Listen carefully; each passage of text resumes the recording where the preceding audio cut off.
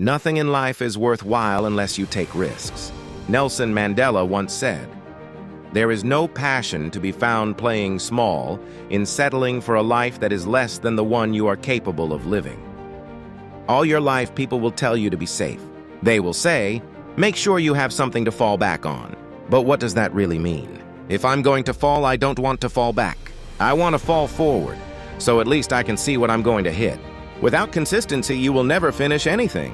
So do what you are passionate about. Take chances. Don't be afraid to fail. There was an old IQ test with 9 dots. You had to connect them with 5 lines without lifting the pencil. The only way to solve it was to go outside the box. That's the lesson. Don't be afraid to think outside the box. Don't be afraid to fail big. Don't be afraid to dream big. But remember, dreams without goals are just dreams. Reggie Jackson struck out 2,600 times in his career, the most in baseball history. But no one remembers the strikeouts. They remember the home runs. Thomas Edison conducted 1,000 failed experiments. You don't hear about those either. You hear about the one that worked. The light bulb. Every failed experiment is one step closer to success. You will fail at some point in your life. You will lose. You will embarrass yourself. You will be bad at something, and that's okay. If you don't fail, you're not even trying. Early in my acting career, I auditioned for a Broadway musical. It was a perfect role for me, except for one problem. I couldn't sing, I didn't get the job, but I didn't quit. I prepared for the next audition and the next, and the next. I prayed, I worked, and I kept failing. But I stayed in the game.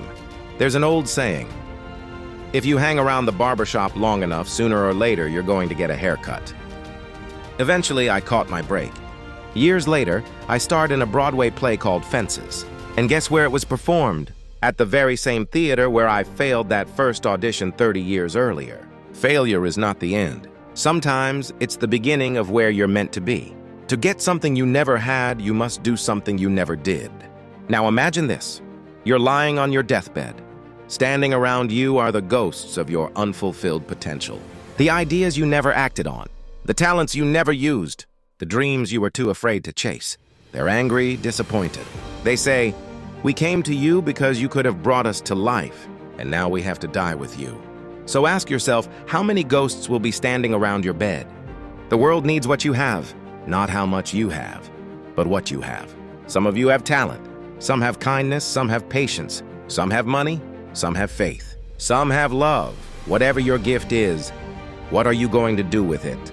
Your life will never be a straight path. I started college as a pre-med student. I couldn't understand the classes, couldn't say the words, and definitely couldn't pass the exams. I switched to pre-law, then journalism. My grades dropped so low that the university suggested I take time off. I was 20 years old and at my lowest point. One day, while helping my mother in her beauty shop, an older woman stared at me in the mirror. She finally said, "Young man, I have a prophecy for you. You are going to travel the world and speak to millions of people." I didn't understand it then.